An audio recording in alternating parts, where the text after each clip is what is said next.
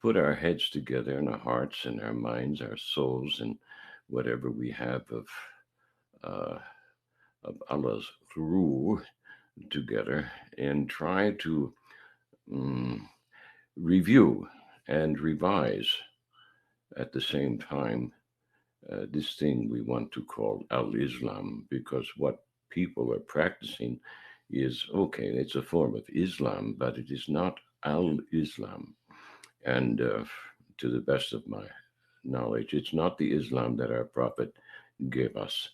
And there's a return to the Quran, and we're being labeled Quranists. And I want to make this very, very clear to our listeners. I do not reject all of the hadith. I reject the fact that the hadith have been raised to a level that supersedes the Quran.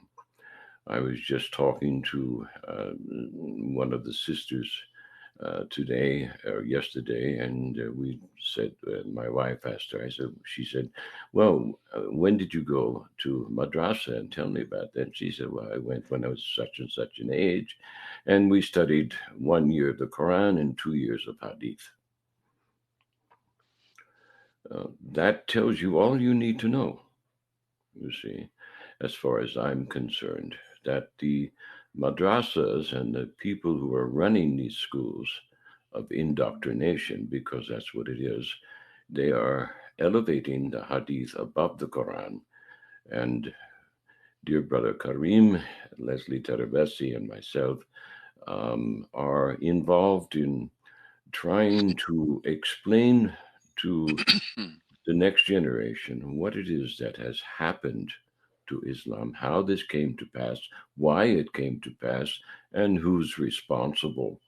And if you've been listening to us for the last month or so, you realize that according to Brother Karim's expert academic survey and purview, it's very clear that the early Muslims, not the ones for the first 200 years, but 150 to 180 years thereafter, they began to elevate the hadith for various reasons above the Quran. Most of those reasons were political. And mm, I have advised concerns here about infiltration of the so-called ulema at that time, who were nowhere near the level of companionship that we can ascribe to the Prophet's companions, peace be upon all of them.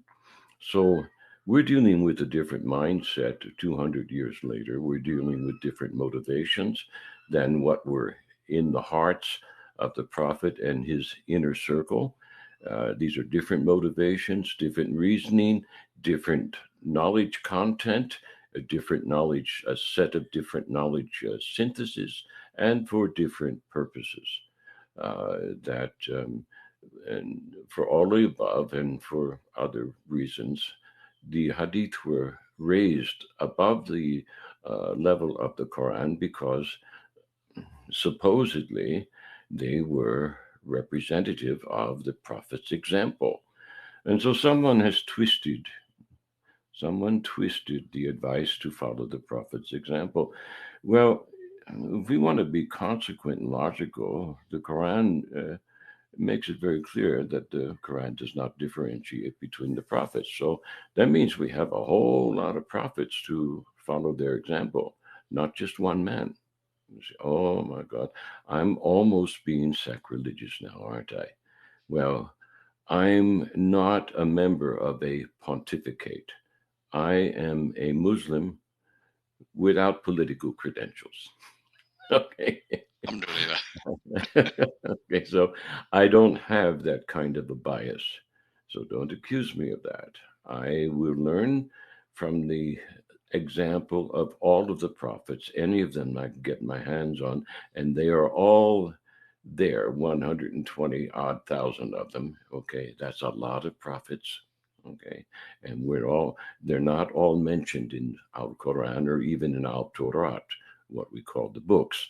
So if you want to be a Muslim, you've got to look beyond those limitations.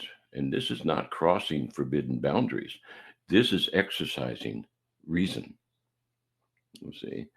And if you've been listening to Brother Karim and myself these past months or so, you realize that the early Muslims wanted to repress reason. And I have to ask, well, why did they want to do that? Well, Brother Bilal and I had a nice conversation yesterday. And when I asked a similar question, I said, why did they do this? He raised his hand and he went, for money. That's why they did it. Now, the weaknesses that men fall prey to, and I'm a man, so I know these firsthand by primary experience, not just abstract experience. And the weaknesses we fall prey to are power, women, and money, and not necessarily in that order. And some men are more prone to um, fall prey to power, others to money, and others to women, and some to all. Okay, so All of the um, above. all the above. See, so we have a problem here of major sin that stands behind the hypocrisy that is practiced by some of our brothers and sisters who pretend to be Sunni or uh, Shia or whatever other persuasion, that you might want to throw into the fishbowl here. Okay. Now I say, oh, it's a fishbowl. Creation is a fishbowl. And there's a great big giant cat waiting at the top of the boat, trying to put that paw in and see what he can get. And the only protection we have against that cat is leadership. And leadership we have to depend on for guidance, you see. And in order to discern the quality of leadership and guidance, we have to be informed. Well, in order to be informed, we have to think. Okay. This does not include the practice of taqlid. This does not include the practice of blind following. That's what the papists want. That's what the Jesuits want. That's what the Jews at the top of their pyramid want. Okay? You put them all three together, and you've got a pretty good round table at the top of that pyramid. Okay? Well, those people persuaded some of the people at the top of the so called Islamic pyramid to do the same thing, repress reason. And if they can't repress reason, they misguide it and they give you isms to think about. And they give you all kinds of isms so that you can pretend that you're exercising your reason. And as long as you stay in their little ism bubbles, you're fine. Okay. Well, I'm here to tell you, and I think Brother Karim agrees with me, and please tell me if you don't, brother, that we have a schism in Islam. We have sectarianism, and all of these little schisms and sectarian groups are ism bubbles. Okay. And people are exercising their limited faculty of reasoning within those bubbles. All right. And well, if you stay in that bubble, well, you can't enter the Samawat. That's the problem that we're dealing with here. Because if you stay in that bubble, then you're surrendering your guidance to the guidance of the people at the top of the pyramid. And that's not a wise thing to do when you consider the day of judgment. Because on the day of judgment, apparently, we're going to be following those that we followed here. Okay. And this is why I'm saying, well, I'm a Muslim without a political portfolio. I don't adhere to any of these schisms, to any of these groups. I'm an eclectic, and I am trying to learn from any source that holds uh, whatever portion of truth that they can hold in that vessel. Okay.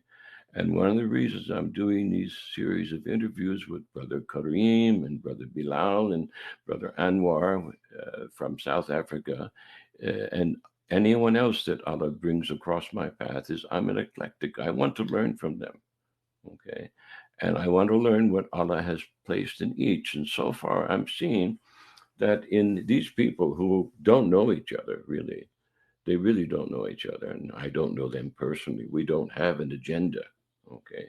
There's no political agenda here. We don't have an institute to support. We're not raising money, okay, for any reason other than to sell whatever knowledge we have or give it away. It doesn't matter because we do this internet technology. It costs money.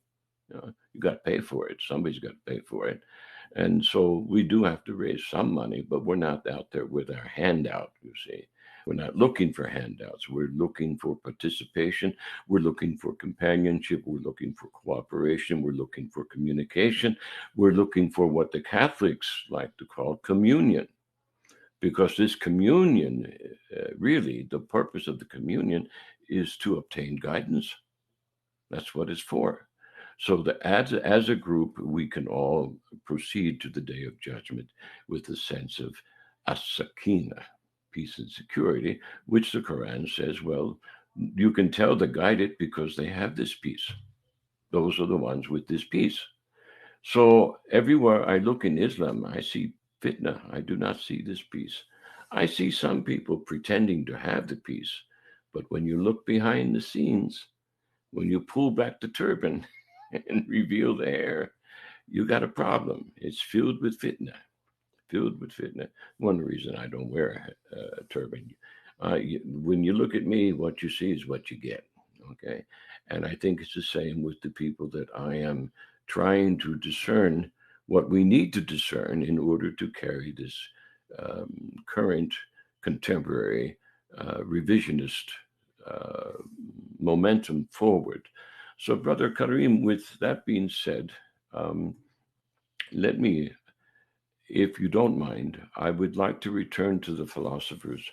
And in particular, I would like to return, if you don't mind, to the events that caused the mass murder of the philosophers um, within what was the remnants of what was al Islam at the time, and put an end to the use, the rational use of our faculty of reason, and then began this in earnest, this thing that we call taqlid, which has led to the superimposition of the hadith and false doctrines on the Quran. And this is a kind of a blasphemy which is taking place. And it's a very dangerous thing. And it's a very serious accusation that I'm making here. And I'm making it advisedly. Okay. So, who killed the philosophers and under what circumstances were they killed? And who were they? Both the antagonist, the protagonist, and the philosophers themselves. Can you address that, brother? Yeah, thank you, Brother Omar. Assalamu alaikum and auzu billahi minash shaitani rajim. Bismillahir rahmanir rahim. Yes, that's a very good question, I have to say, Brother Omar. And one reason why I say that is because I myself come from a philosophy background. I have to admit that, mea Mm-hmm. culpa, so to speak. I wanted to be a lawyer. I wanted to be a lawyer originally, following the footsteps of Mm-hmm. my grandfather. But when I came across the writings of Leo Strauss back in Canada, Mm-hmm. I became very interested in what he had to say. And the reason why I was attracted to his writing is because his was one of only two books that I found in a bookstore at the University of Guelph, where I did my undergraduate degree starting in 1972. Mm-hmm. It was only one of two books that I found at all interesting.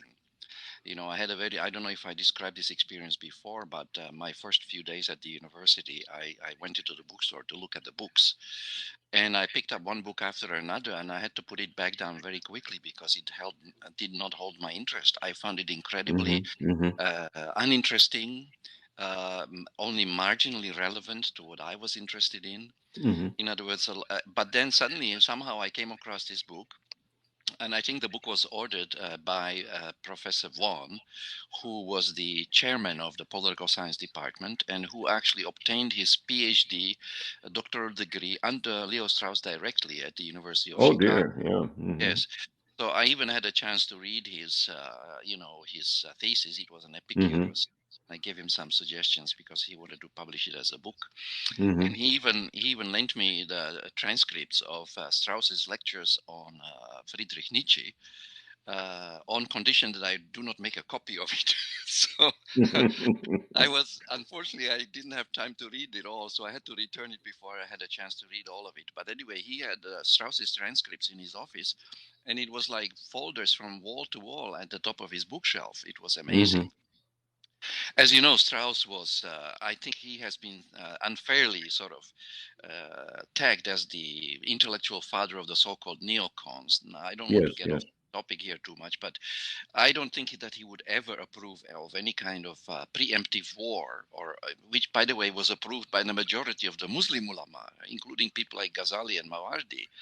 Okay. Preemptive war or jihad al-talab, which I actually have referred to as, and I've done it in writing, as a form of quote unquote state terrorism, Mm-hmm. because Jihad al-Talab calls for going spreading Islam by the sword basically once a year. Mm-hmm. Yeah. It's become a religious requirement, and there's even a hadith in Sahih Muslim to that effect. You can find it on sunnah.com, Mm-hmm. where the Muslims come to the non-Muslims and say, okay, we are inviting you to Islam. Islam is an excellent religion. This is what it's all about. So how about it? Would you like to become Muslims or not?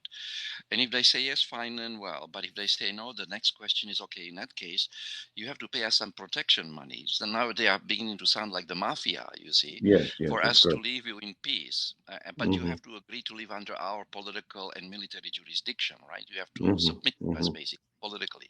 So if they say yes, fine and well, so they pay the jizya, yeah, so Mm-hmm. to exemption tax. But if they Sure. say no, the third step is, well, then we're just going to have to fight you and subdue you against your will, right? Mm-hmm. So this is completely, the last two steps are completely against the Quran, because Yes. the Yes. Quran says very clearly, like Rafidin, there's no compulsion in religion. But Exactly. the hawkish ulama claim that this verse was abrogated by other verses. You see, they claim, according to Muhammad Ghazali, who was a sheikh of Al-Azhar University, they claim that the so-called verse of the sword, Ayah as-Saif, in Surah number Mm-hmm. 9, verse number 5, some people add the 29th verse as well. But Muhammad Ghazali, not to be confused with Imam Ghazali, of course, Muhammad Ghazali, he was the leader of the Muslim Brotherhood before Yusuf al-Qaradawi, I think, took over. By the way, Mm-hmm. Yusuf Qaradawi passed away a day or two ago, I heard. Anyway, Mm-hmm. so he refers to this doctrine of abrogation as, I quote, pardon my harsh words, but they are his words. I'm just quoting him. Yes. He refers to it as, I quote, crassest stupidity, end of quote. Mm-hmm. And he basically says that with this doctrine of the spreading Islam by the sword, the ulama have actually corrupted the notion of doing da'wah, calling people to Islam, which is supposed to Mm-hmm. take place through peaceful preaching rather than forcing religion on people, you see. Yes. Of So, course. what the unfortunate thing is that this was not a minority opinion, brother. This was the opinion of the majority of the ulama. They include Oh even my God. luminaries like al-Ghazali supports jihad al-talab. Mm-hmm. I can read you some horrifying passages which sound like a page out of the Nazi textbook. He's asking Yes. people, the non-Muslims, to put tags like something like the Star of David to identify themselves as non-Muslims, which is what the Mm-hmm. Nazis did, remember? Yes. So, and also it includes people like Al-Mawardi and even Ibn Khaldun. You can find a passage in his Muqaddimah where he argues in favor of jihad al-talab. And Oh even my God. this is unbelievable. Like, I mean, you read what these people write, you begin to think, well, these people sound like extremists, one and all. Yeah. Yeah. Where is the person in the Muslim intellectual tradition who departs from this doctrine of aggressive jihad? Mm-hmm. Interestingly, in 2009, Yusuf al-Qardawi published his Kitab al-Jihad, no, sorry, the Fiqh of Jihad, the Mm-hmm. jurisprudence of jihad, in which he's backpedaling on this doctrine of aggressive war. He said basically, but in very gentle terms, our scholars actually didn't get it right. Islam does not justify expanding through military means and enlarging the empire by force. By the Mm-hmm. way, this Syrian scholar, he also passed away some time ago. His name is, he wrote a book called Quran, Morality and Critical Reason. His name Mm-hmm. is Muhammad Shahrur. This is perhaps apart from the Quran, I would say this is at the top of my reading list. I highly recommend this book to. Mm-hmm. This book is available in English, and he was originally trained as an engineer, worked in Russia for a while, and then he came back and he wrote this book. And of course, the book elicited a very dramatic response from the traditionists who accused him of this, that, and the other. But I think he, of all the contemporary scholars who I came closest to the mark and identified what went wrong in Islam. But there are some other books I could briefly mention. Taha Jabir al-Wani, who was the CEO of Triple IT Institute based in Virginia, USA. His book, Reviving the Balance, is also well worth reading. And he Mm-hmm. actually gives a good account of the events, the struggles between the so-called rationalists, the Ahlul al-Rai and Mm-hmm. Ahlul Hadi, the traditionists, Mm-hmm. that eventually led to a political confrontation in 786 when, under the reign of Musa al-Hadi, who was the Mm-hmm. older brother of Harun al-Rashid, and who was only about 25 or 26 years old, he must have been influenced by some traditionists, authorized the slaughter of the 5,000 philosophers, as Suyuti reported it, and Suyuti was in turn quoted by Jamaluddin al-Afghani in his debate with Renan, the French Orientalist. And this debate is reported on in a book called Modernist Islam, Mm-hmm. published by Oxford University Press and edited by Charles Kurzman. The reference is found in the article on Jamaluddin al-Afghani. So when Mm-hmm. I read that, I was shocked, as we discussed before, I because can imagine. I'm in shocked listening to you right now because well, I spent years with these academics and nobody mentioned this. no, this event Nobody touched on this at all. is covered It's a up, swept, major event. Yes, go on. major event, tremendous consequences. It's swept under the carpet, ignored, and Mm-hmm. sometimes it is even justified by accusing these people of now guess what was their crime. How are these Mm-hmm. people referred to? Their crime was that they were thinkers, brother. that that was a, Oh, I see. to be a thinker Mm-hmm. was a crime in the minds of the traditionists. Why? I will come to that in Mm-hmm. a minute. More specifically, their crime was to be free thinkers. You see, free Mm-hmm. thinking, this was, they call these people as Zindik or Zandaka, right? And Mm-hmm. many Mm-hmm. people called for their eradication because they were equated with polytheists and atheists and what have you. But at that time, you see, They equated them with polytheist? sorry, with Po- atheists. Atheists. Atheism? Okay. Yeah, Yeah. Mm-hmm. yeah, and of being unbelievers, basically, like kafirs. Mm-hmm. Just like the Mm-hmm. Mu'tazilites were also, Yes, yes. accused of that. And the Mu'tazilites were, in some ways, came after them, a sort of a rationalist, another form of Mm-hmm. rationalism. Mm-hmm. So, and of course, the Mu'tazilites were also called, accused of being atheists and what have you, and they were also persecuted. You see, the political persecution of the philosophers in 786 was the first major political manifestation of this repression of reason and rationalism in a political form, right? Mm-hmm. So now, but that it didn't happen without a kind of a process that led up to it. And what was the Yes. process that led up to it? Please tell Well, you us. see, exactly. First, we have to recall that Al Quran. People sometimes refer to the Quran-centric people as Quranists, and they use the term in a pejorative sense. That's wrong, because when Mm-hmm. you sit down and think about it, you realize that the Prophet Muhammad himself, peace be on him, was in fact the first Quranist. He didn't follow You're Bukhari and telling me, Sahih. excuse me, brother, you're telling me they used the same term back then? Well, no, this is a good question. In fact, Yeah. let me put it this way. There is a way to link the two categories together, and I've done it after, I think it was in fact after one of the discussions that I had with you. I realized that, wait, Okay. this Mm-hmm. needs clarification, so perhaps I can make it or try to Yes. make it now. You see, so Mm-hmm. we have this struggle between two groups. On the one hand are the rationalists, Yes, yes, all right, the people of opinion, the people that like to use their akal, their reason. On the other hand, we have yes. the tradition, the people who like to follow the authorities, who like to practice taqlid, right? Who don't Yes, trust their yes, own reason, but they trust other people's reason. So the, yes. the struggle developed Right. over exactly. So which is worse? So the struggle Yes. developed. And by the way, roughly, these two groups could probably be associated in the first case with Imam Abu Hanifa, and in the second case with Imam al-Shafi, and also perhaps Imam Ibn Hanbal. Mm-hmm. Mm-hmm. Although Imam Ibn Hanbal apparently, expressed reservations about considering the Sunnah as a judge of the Quran, and I found this out in the jurisprudence book of my former boss and mentor, Prophet Dr. Muhammad Hashim Kabali, who, in his Islamic Text Society edition, the UK edition, has a sentence in which he says that Imam Ibn Hanbal said that it was, I quote, impudent. That was the word used, quote unquote, impudent to say that the Sunnah judges the Quran. Now, Mm-hmm. interestingly, with all due respect to Professor Kamali, when I looked into his local edition of the same book, Mm-hmm. I noticed that that sentence was missing from the local edition. But anyway, Mm-hmm. draw your own conclusions from that. But however that may be, what I'm Sure. trying to say that even someone like I don't know whether I should call him a hardcore traditionist, even someone like Ibn Hanbal had reservations about if that report is accurate, about placing the hadith above the Quran, because Mm-hmm. to judge the Quran by the Sunnah is actually to place the Sunnah above the Quran. But anyway, to come back to this struggle between the rationalists and Yes, traditionists, please.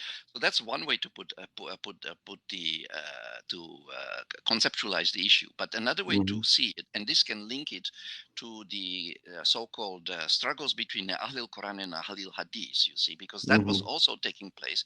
In fact, I would suggest that the struggle was pretty much the same, because you have these two sets here. On the one hand, we have the Ahlil, the rationalists, and the Ahlil Hadith, and in a second, sort of opposition, we have the Ahlil Quran and again the Ahlil Hadith. So the Ahlil Mm-hmm. Hadith or the traditionists are the same group in both instances, right? Now, when I say Ahlil Quran and the rationalists, actually you can link the two by simply noting that you see when the rationalists said we need to use our reason to understand what, well, to understand the Quran, you see. So Mm-hmm. actually the rationalists were Quran centric, so they were Yes. actually part of the Ahlul Quran group. And Mm-hmm. Mustafa Akil, no, sorry, there is a fellow called Daniel Brown in his book called Rethinking Tradition in Modern Islamic Thought. Yes. He gives an account of the struggle of this struggle between the two groups using the terminology of Ahlul Quran and Ahlul Hadith. Mm-hmm. While someone like Taha Jabir Alwani, he prefers to use the dichotomy, if you like, of the rationalists, the Ahlil, Rai or opinion. Sometimes people say the word opinion, and the traditionists. But to Mm-hmm. me, the Ahlil Quran and the rationalists are pretty much the same group, is what I'm trying to Yes. say.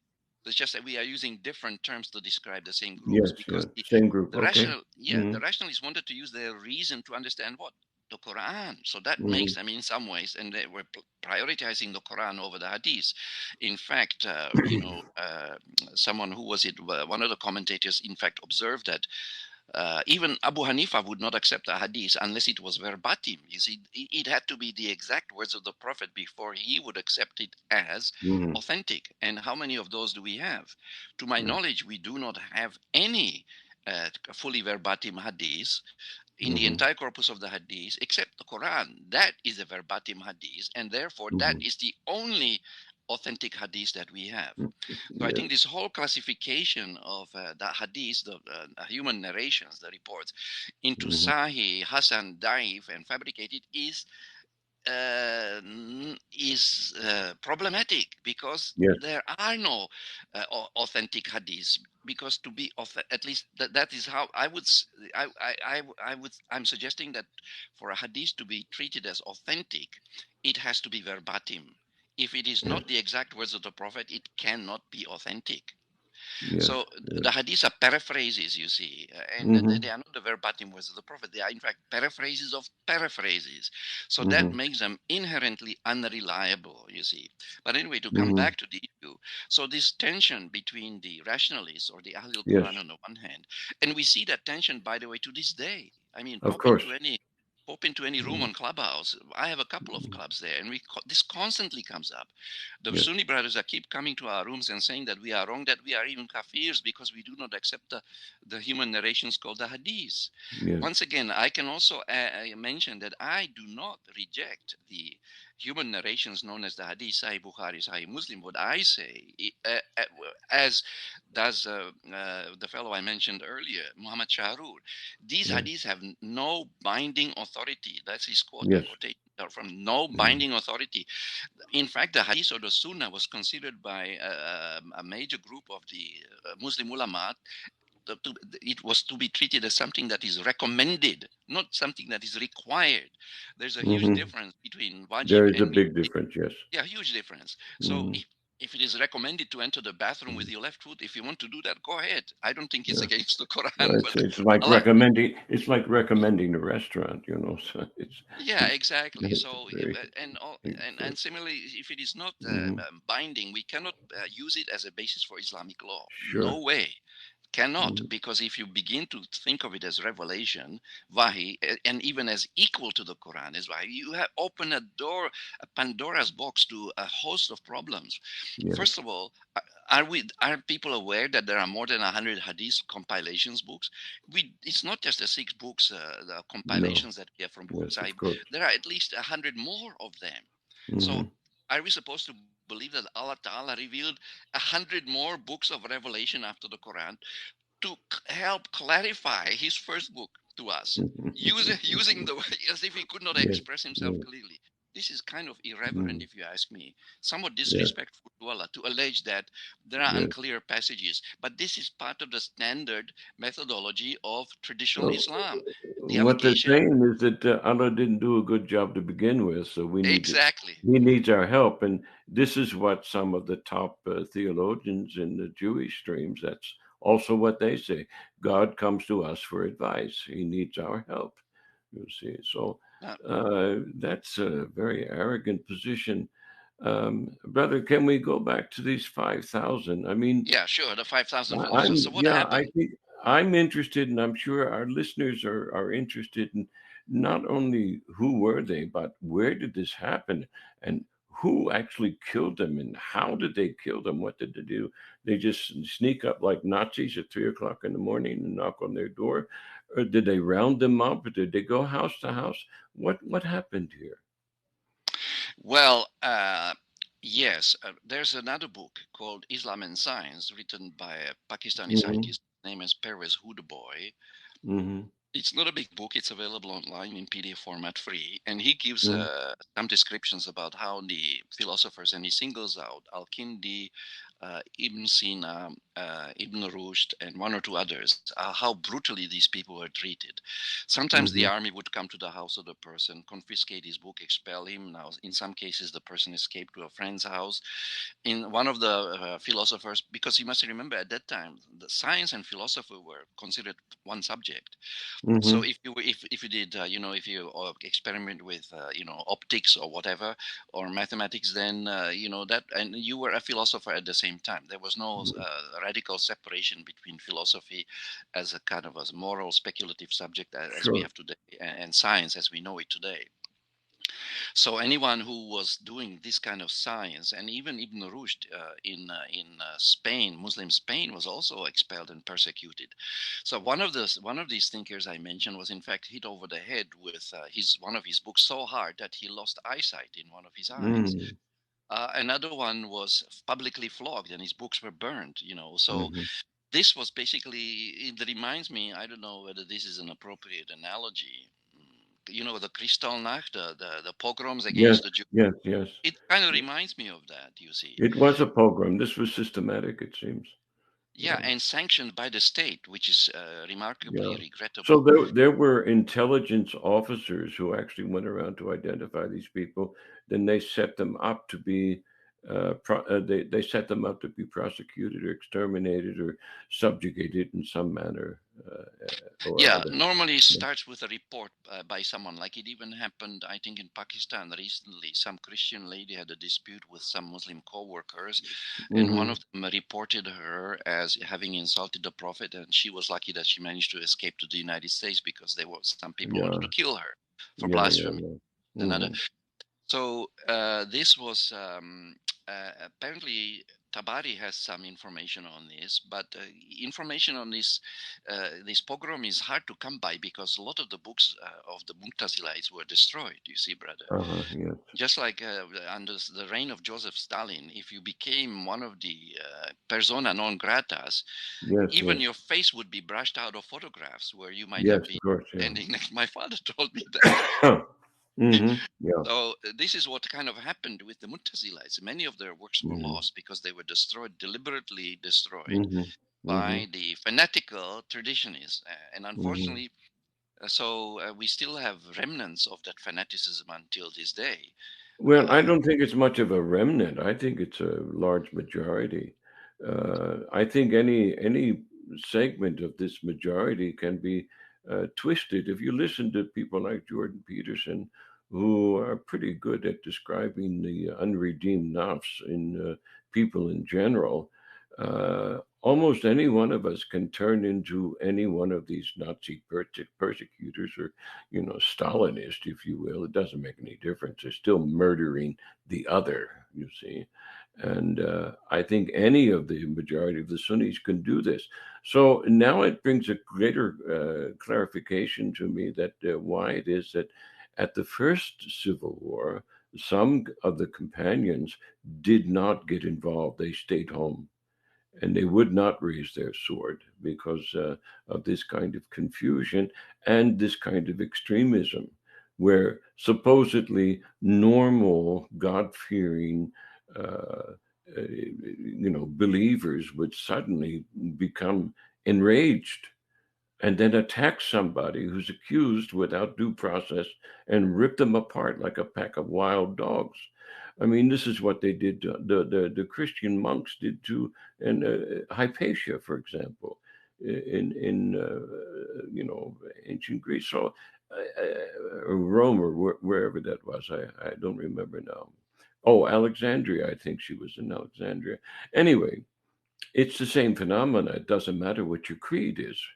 So what you're telling us is that this was a sort of police state organized uh, campaign of terror. yeah, Okay. exactly. Yeah. Yeah. All right. In fact, Yeah. when I was By reading by about the Sunnis, right? yes, unfortunately, not all of them, of course, Yes, but of course. yeah, and interestingly, as I was thinking about it and writing about it, I used to teach history among some of the other subjects, European Alhamdulillah. and Canadian Hmm. history and whatever. But I realized that there was a amazing parallel here between Hmm. the reign of terror under Musa al-Hadi in 786 and the so-called reign of terror that happened in 1792, just Hmm. a little over a millennium, just a little over 1,000 years later, Yes, this yes, time in Europe, in revolutionary France, yes, under yes, the rule of the guillotine, where yes. 16,000 people were beheaded at the God, yeah. guillotine on the orders. But this Yes, time, the perpetrators of the crime were not traditionists. yes, The traditionalists, in fact, were on the receiving end. They were the yeah, supporters yeah. of the monarchy who was being slaughtered. This time, the perpetrators of the crime were the rationalists because Yes. the French revolutionaries were presenting themselves as the forerunners of the age of reason. You see, Hmm. this was their notion of the age of reason. And by the way, I think we have to put some of the blame at the door of Jean-Jacques Rousseau, who Hmm. otherwise wrote some very interesting stuff. And in fact, Leo Tolstoy used to carry a picture of Rousseau on his Yeah, neck like well, but he it's had my some good points. yeah, I mean, it's my understanding that he got involved in this and was used by yeah, people behind the scenes because he was an idealist, and that's what they do. The people who push the pendulum from right to left and then back from left to right. It's a continuing thing, and we can just go with the flow and rock back and forth. They use idealists. Hitler was an idealist. yes, absolutely. They enlist these people. then they use their idealism to destroy their enemies. And Yeah, yeah, Germany needed to be destroyed, for example. You see, so it took two wars to do it, but they used these kind of people to do it. So um, the what you're saying is, again, I repeat myself, but there's nothing wrong with an iterative statement.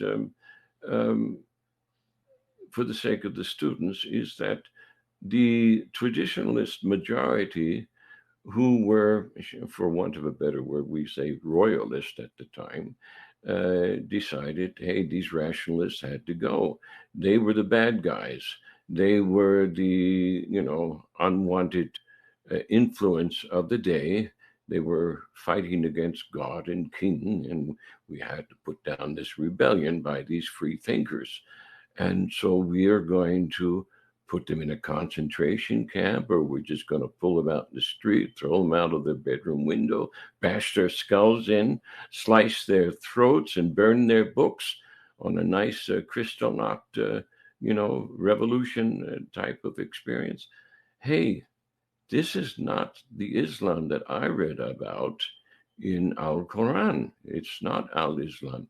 So this is pretty clear evidence that a serious, serious turn of events for the sake of a political cause in the name of religion, all right, caused the entire umma to take a turn away from the Quran. To take, absolutely. and the Quran is very, very clear about this. Hey, if you turn away, judgment's coming. It's in there. I've read it. And I'm just paraphrasing. And it's the same thing in Al Torah. It says the same thing. New Testament says the same thing. If you turn away, judgment is coming. Judgment is coming. Judgment is coming. So judgment has come to the Ummah, and they're still persisting in the same error. So what can be done about that, brother, other than what we're trying to do here to explain it to the next generation who hasn't been fully indoctrinated yet, or whose feet are kicking against the pricks, so to speak? What can Yeah. be done? Well, we could try something that one scholar called. He wrote an article called "Is the renewal of rationalism possible in Yes. Muslim Okay. Go world?" on. Please tell us. His name is Umar Chapra, and he also Mm-hmm. wrote a book on the decline of the Islamic civilization. I recommend both. Excellent Mm-hmm. reading. Mm-hmm. But by the way, when I tried to access that article where it was originally posted, it's not accessible there anymore. I don't know what happened.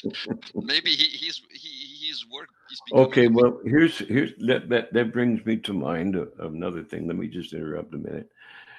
We need to make these references as available as possible to our own students. So maybe we should collaborate and create a library for this purpose alone, and put it under the heading of revisionism or anything. So anyway, what did this fellow have to say, brother?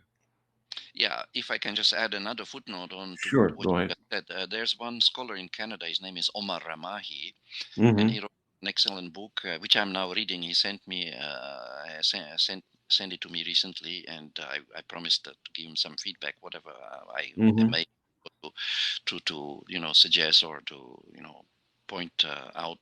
Uh, the book is called Muslims' Greatest Challenge, and I think the subtitle is that Muslims today have to choose between Islam and tradition. So Yes. he also actually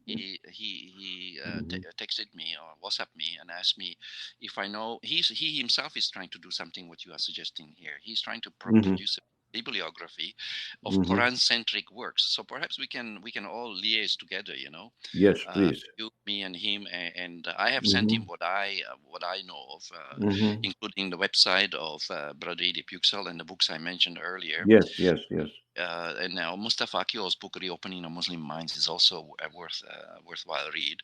So Mm-hmm. yeah, we can put something like that together and Yes. maybe even post it on some website that Well, would be. I have an online cloud resource that could handle such a that can facilitate such a Sure.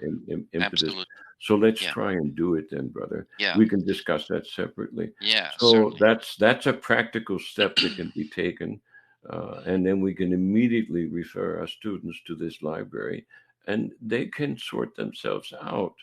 And then, just like any kind of a university that it takes a eclectic approach, we can let the students run with them, or give them a problem, then go try to solve it, and then bring back their so-called solutions to us after they do their own research, and we can review what they say, what they present, and then criticize, and then move them forward, because this kind of effort, this kind of re-education, you can't force this any more than the Islamists have tried to force their version of Islam on people. It doesn't work. It brings judgment, it brings fitna, and it brings the loss of dominion, which was clearly stated on the part of the Prophet when he entered Medina. And by the way, I tried to find that speech just a few weeks ago, and it's almost impossible to find it online now. It looks like somebody's trying to systematically erase these resources, you see. Yeah. Yeah. So that's one thing we can do. What else can we do, brother?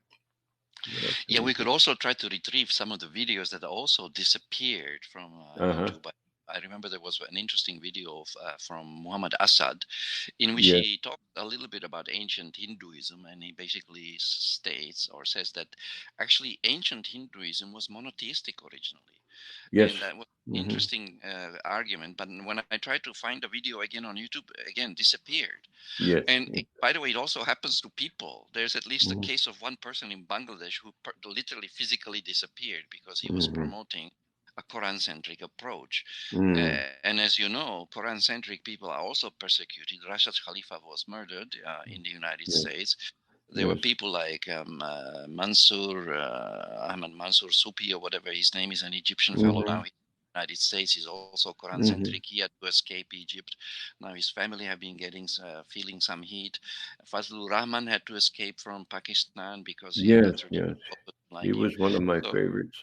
so Mm. so yeah, we what we can do is we need to try to return to this culture of rationalism, because we must remember Allah puts a great deal of emphasis on the reason.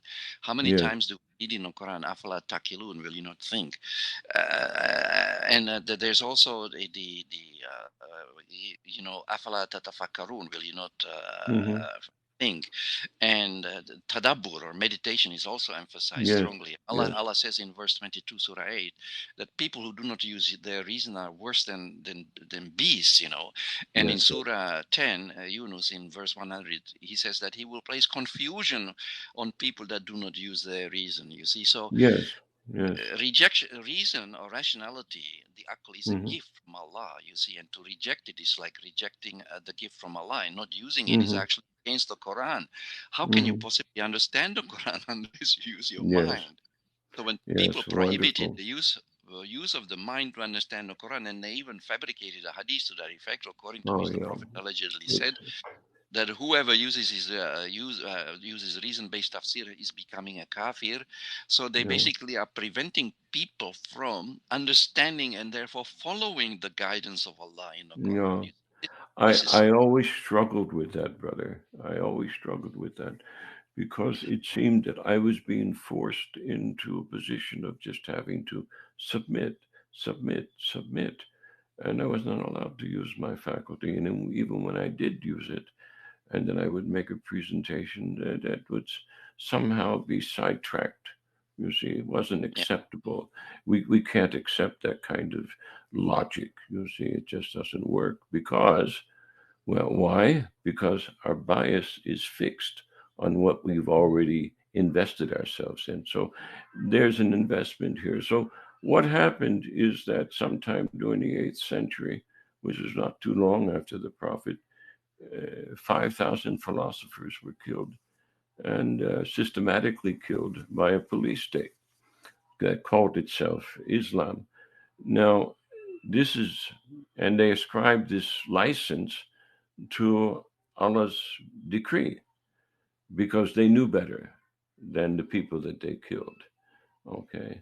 And they have ever since used this somehow to justify is the spreading of the religion. So um, when I hear some Christians and some other people comment and say, well, Islam was spread by the sword, it's hard to imagine that. But what you're saying is that there was a portion, and not a small minority of people, who decided this was okay.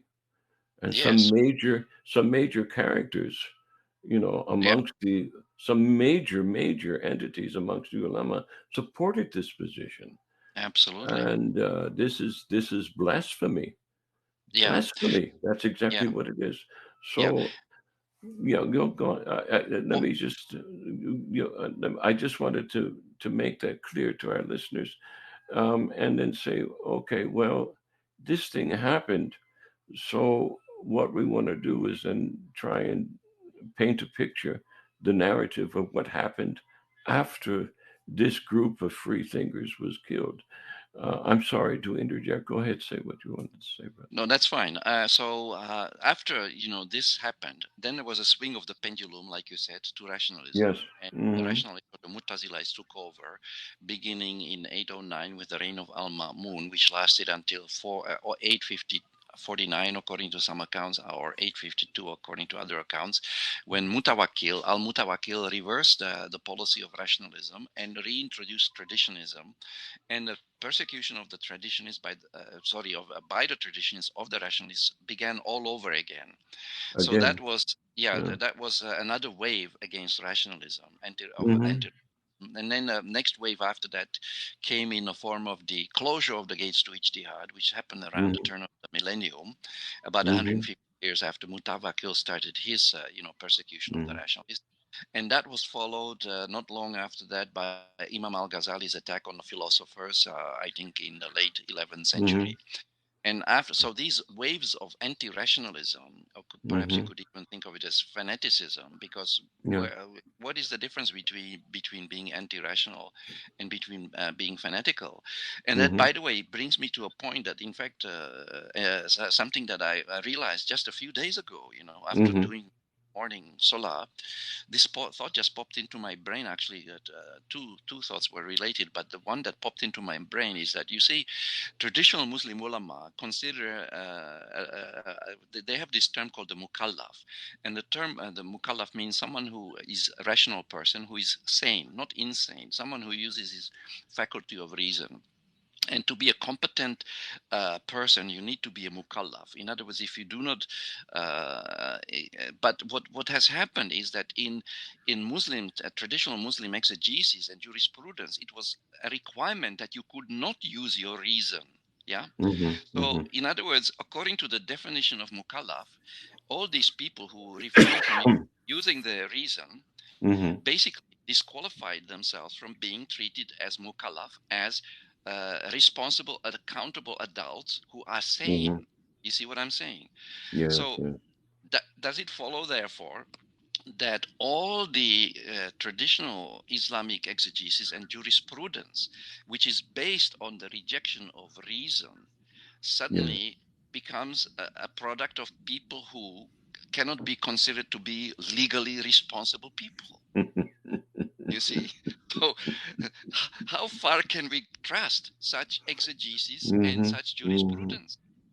Does Yeah. not the fact that these people refrained, and by the way, a madman normally does not refrain voluntarily from using his reason, it's forced on him by some circumstance.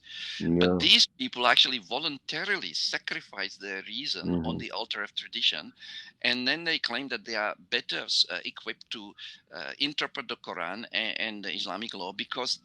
And they say that they are able to do this because precisely because they are not using their reason. Do you see Yes. Yes. the Mm-hmm. irony here? And there's I, another I see it. I've experienced it. I've had some students. I say, okay, well, explain yourself.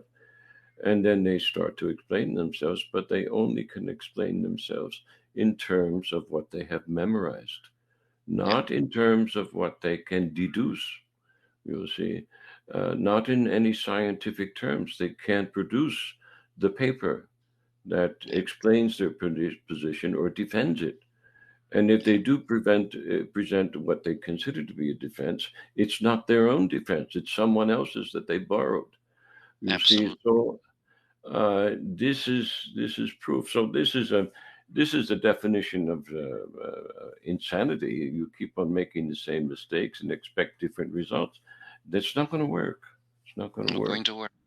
Not going to Another work. side to this is, you see, on the one hand they repress reason, at the Yes. same time they come up with the idea that akal is the protection of reason, is one of the higher purposes of the sharia. So so Yes. so please help me out. Which is which? Can you make up your mind? Do you want to repress reason or do you want to protect it? Yes. You Yes. Yes. so they got caught in this schizophrenia, this It's self-contradiction, it's schizophrenic. That's for sure. schizophrenic. So Yeah. it reveals itself that there is what Abdul Hamid Abu Sulaiman called the crisis in the Muslim mind. You Yeah, see, it is a crisis, that's for sure. Well, dear brother, with Allah's help, we'll do our best to address it. And, you know, if there's a crisis, if there's a problem, you have to identify it. You have to define it. You have to explain it to people who are concerned about seeking a proper remedy. So let us address ourselves to seeking this remedy and then casting our bread upon the waters, like they say in the New Testament, and we go fishing.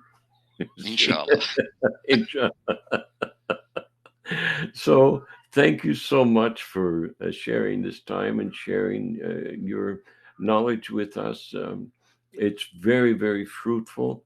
It's very, very comforting to know that my suspicions have a sound basis in historical and philosophical and even theological terms. So, as an outsider who stepped one of my feet into Islam, even at the highest echelons, at least in one nation, I can say, well, I saw some of these things and I wondered about them and I couldn't get any explanation.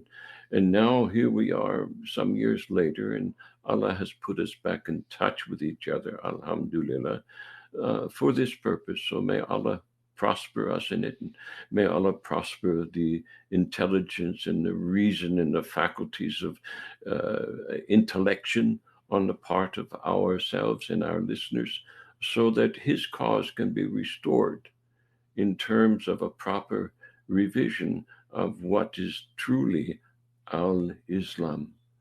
And with having said that, brother, wassalamu alaikum wa rahmatullahi wa barakatuh. Walaikum salam wa rahmatullah wa barakatuh. Thank you. Until next week, inshallah. Until next week, inshallah.